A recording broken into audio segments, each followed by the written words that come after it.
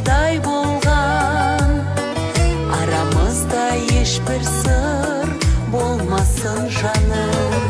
Ай менен күндей бір жарған гүлдей келемін